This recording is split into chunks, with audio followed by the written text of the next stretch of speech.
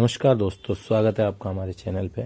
मैं एक government employ हूँ और आज हम जो हैं वो जो अभी जटिल घटना हुई है मिडिल ईस्ट में, उस जटिल घटना को सरलता समझने का प्रयास करेंगे। कल 7 अप्रैल 2026 को मिडिल ईस्ट की सबसे बड़ी खबर आई कि अमेरिका, ईरान, इजराइल 2 हफ्ते यानी कि 14 दिन के लिए टेम्परेरी सीज फायर पर सहमत हो गए। ये सीज फायर जो है पिछले 5-6 हफ्ता 1.5-2 महीने जो हो गए हैं उसमें युद्ध को रोकने का पहला ठोस कदम है। ट्रंप ने इसे डबल साइडेड सीजफायर बताया, जबकि ईरान ने कहा कि अगर हमले रुक जाते हैं तो स्ट्रेट ऑफ हॉर्मुज को वो तुरंत खोल देंगे। पहले मीडिएटर जो 45 दिन की सीजफायर चाह रहे थे, लेकिन आखिरी घंटों में दोनों पक्ष जो है वो 2 हफ्तों के लिए कम से कम राजी हो गए। दोस्तों, सिर्फ ये एक पोज नहीं है, न्यूक्लियर शेडो वाले युद्ध को परमानेंट पीस की तरफ ले जाने का एक क्रिटिकल विंडो है, लेकिन सक्सेस की गारंटी अभी भी नहीं है। आज इसी को हम विस्तार से और डीप एनालिसिस के साथ समझेंगे। वीडियो अगर आपको इन्फॉर्मेटिव लगे तो लाइक कर दें और सब्सक्राइब करें। चलिए, तो ट्रंप ने ट्रूथ सोशल पर लिखा है कि पाकिस्तान के प्रधानमंत्री जो है वो शहबाज शरीफ और फील्ड मार्शल आसिम मुनीर से फ़ोन पर बातचीत के बाद उन्होंने फैसला लिया। उन्होंने साफ कहा, हम ईरान पर बॉम्बिंग अटैक्स 2 हफ्तों के लिए सस्पेंड करें, लेकिन शर्त है कि स्ट्रेट ऑफ हॉर्मुज को पूरी तरीके से खोल दें। ईरान के विदेश मंत्री अब्बास अराक्ची ने भी तुरंत रेस्पॉन्स दिया और कहा कि अटैक्स रुक जाते हैं तो हम भी डिफेंसिव ऑपरेशंस रोक देंगे और हार्मुज में सेफ पैसेज देंगे।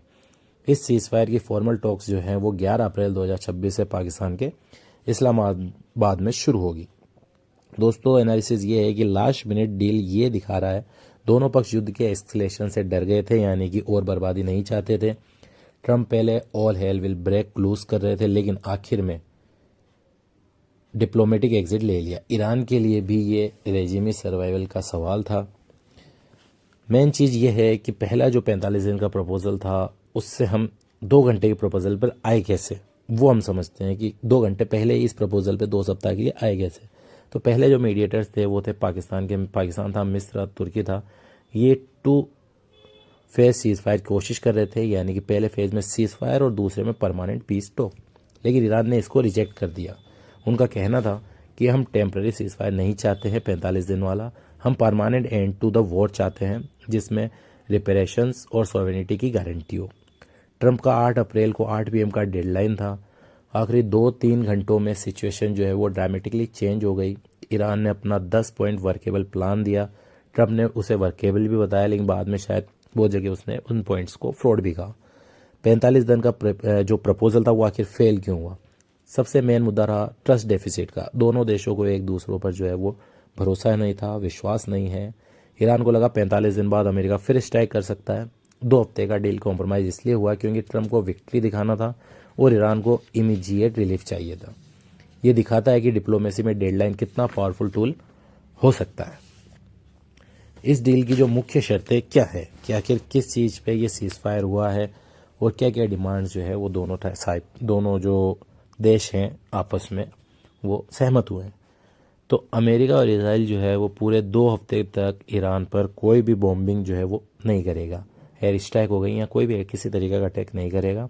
ईरान स्ट्रेट ऑफ हॉर्मुज को तुरंत खोल देगा, मतलब दुनिया का जो 20% तेल है वो LNG ट्रेड फिर से नॉर्मल फ्लो में आएगा।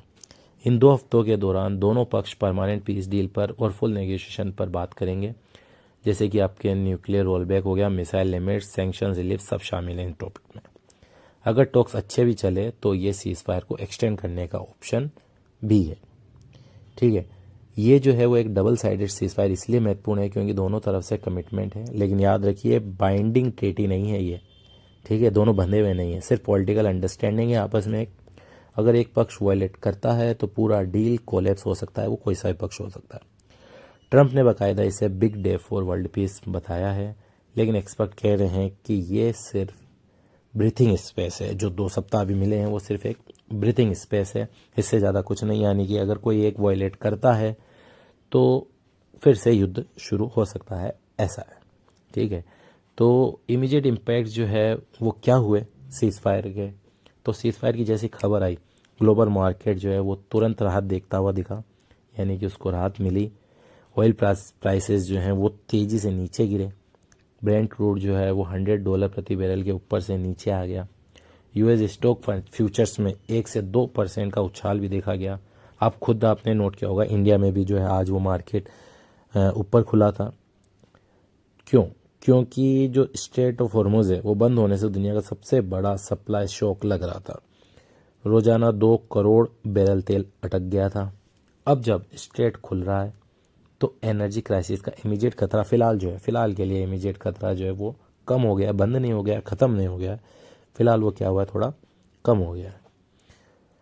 अपना एनालिसिस ये कहता है कि पिछले 6 हफ्तों में ऑयल प्राइसेस, जैसे आपने भी नोटिस किए होंगे, कि $67 से $120 बैरल तक पहुंच गए थे।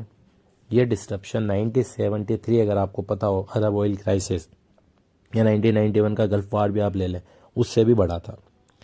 सीज फायर से जो है वो शॉर्ट टर्म रिलीफ तो मिला है, लेकिन लॉन्ग टर्म स्टेबिलिटी तभी आएगी जबकि परमानेंट डील हो, पीस टॉक हो और दोनों देश जो है वो आपस में सहमत हो कि वो फिर से एस्केलेशन नहीं करेंगे। इंडिया जैसे इंपोर्टिंग कंट्रीज़ के लिए इन्फ्लेशन कंट्रोल में भी मदद करेगा। जो ये 2 वीक का सीज फायर है वो इसमें हेल्प करेगा।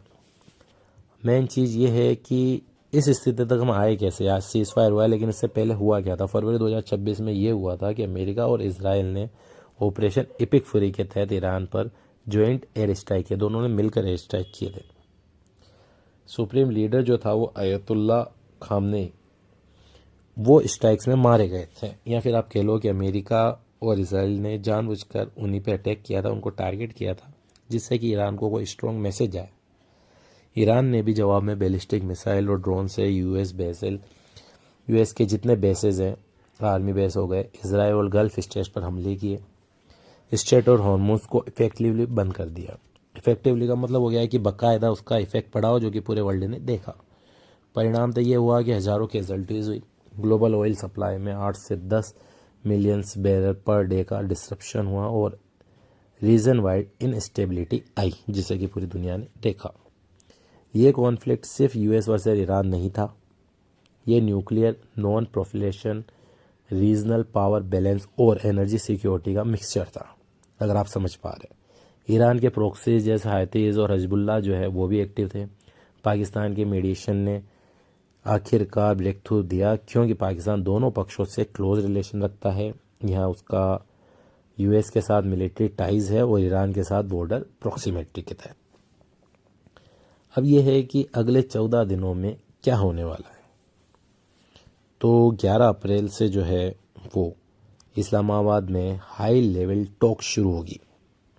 ठीक है, जो अभी सीज फायर हुआ है उसकी टॉक्स जो है वो 11 अप्रैल से, और वो भी पाकिस्तान के इस्लामाबाद में, ना तो ईरान में ना अमेरिका में, पाकिस्तान के इस्लामाबाद में शुरू होगी। मुख्य एजेंडा जो है वो ईरान का nuclear programme roll back, ballistic missile restriction, proxies पर कंट्रोल, सैंक्शन रिलीफ और रिप्रेशन है। ठीक है, ट्रंप का क्या क्लेम है? ट्रंप का क्लेम है कि यूएस मिलिट्री ऑब्जेक्टिव लार्जली पूरे हो चुके हैं, अब डिप्लोमेटिक फेज है। ईरान कह रहा है कि सॉवरेनिटी और सिक्योरिटी की हमें गारंटी चाहिए। चैलेंजेस बहुत सारे हैं। ट्रस्ट डेफिसिट सबसे बड़ी चीज़ है। दोनों देशों के एक दूसरे विश्वास नहीं है, जिसमें ईरान को अमेरिका पे बिल्कुल नहीं है। डोमेस्टिक पॉलिटिक्स, यानी दोनों तरफ के हेडलाइनर्स और एक्सटर्नल प्लेयर्स जैसे कि अपने रशिया हो गया, चाइना हो गया, वो ईरान के साइड में है। इसराइल चलो हार्डलाइन पर है। पॉसिबल सिनेरियो क्या बैठता है वो समझो आप। बेस्ट केस यही है कि टॉक सक्सीड हो जाए, परमानेंट अकॉर्ड हो जाए, यानी कि पीस टॉक हो जाए। वर्स्ट केस ये है कि कोई छोटा मोटा वायलेशन इन दोनों सप्ताह में दोनों देशों में से किसी एक की तरफ से होता है तो युद्ध फिर से शुरू होगा। Most likely cease fire extend होता है, स्लो नेगोशिएशन चलते रहते हैं और ये 2 हफ्ते मिडिल ईस्ट के फ्यूचर डिसाइड करेंगे, इसमें कोई दो राय नहीं है। ठीक है, अब इसमें जो है इम्प्लीकेशन इंडिया के लिए और वर्ल्ड के लिए क्या है। भारत के लिए सीज फायर की राहत की खबर है। नो डाउट हम 85 से 90% क्रूड ऑयल जो है वो इंपोर्ट करते हैं। हार्मज रूट हिस्टोरिकली बहुत इंपॉर्टेंट लग रहा है। युद्ध के दौरान जो है 15% अपने इंपोर्ट्स गिर भी गए थे रशिया से। रिकॉर्ड इंपोर्ट बढ़े थे। अब ऑयल प्राइसेस स्टेबल होने से पेट्रोल डीजल महंगे होने का खतरा कम हो गया है। इन्फ्लेशन पर दबाव घटेगा। बैलेंस और पेमेंट बीओपी पर प्रेशर भी कम होगा। भारत बैलेंस्ड डिप्लोमेसी चल रहा है। चाबर पोर्ट के जरिए ईरान से रिलेशन और यूएस इसराइल से स्ट्रेटेजिक पार्टनरशिप। अब मेन चीज़ जो ये है कि आखिरी घंटों में ईरान और अमेरिका के बीच 2 हफ्ते का सीज फायर हो गया है। ये डिप्लोमेटिक ब्रेक थ्रू है, लेकिन परमानेंट पीस टॉक नहीं है। अगले 2 हफ्ते बहुत ही क्रिटिकल है दोस्तों। इस्लामाबाद टॉक सक्सेस होने पर डिपेंड करेगा कि रीजन में स्टेबिलिटी आती है या फिर नहीं आती है, फिर से युद्ध शुरू हो जाते हैं और हो सकता है कि परमानेंट स्टेबिलिटी आ जाए। एक्सपर्ट्स तो ये कह रहे हैं कि ट्रस्ट डेफिसिट के कारण सक्सेस की प्रोबेबिलिटी बहुत 50-50 मान लो, है ना, बहुत ज़्यादा नहीं बहुत कम नहीं, लेकिन एक बहुत सीधी बात तय है कि युद्ध से सिर्फ और सिर्फ डिस्ट्रक्शन होता है। हमने पिछले कई युद्ध देख लिए, डेवलप्ड नेशंस भी अगर युद्ध लड़ते हैं तो वो नीचे आ जाते हैं, ठीक है। और पीस से हमेशा डेवलपमेंट होता है, जो कंट्रीज़ और नेशन है वो डेवलप्ड ही होते हैं। आप क्या सोचते हैं, क्या ये सीज़ फायर टिक पाएगा, परमानेंट डील हो पाएगी या नहीं, आप कमेंट में बता सकते हैं। अगर ये वीडियो आपको इन्फॉर्मेटिव लगा हो कि डीप एनालिसिस है और आपकी कहीं ना कहीं कोई जानकारी बढ़ी है, आपकी नॉलेज बढ़ी है, तो लाइक करें, इसे शेयर करें, चैनल को सब्सक्राइब भी करें और बेल आइकन दबा के इसे फ्यूचर अपडेट्स के लिए रेडी रखें, ये आपके मिस ना हो। पूरी कोशिश की गई है कि आपको इन्फॉर्मेटिव सूचना दी जाए।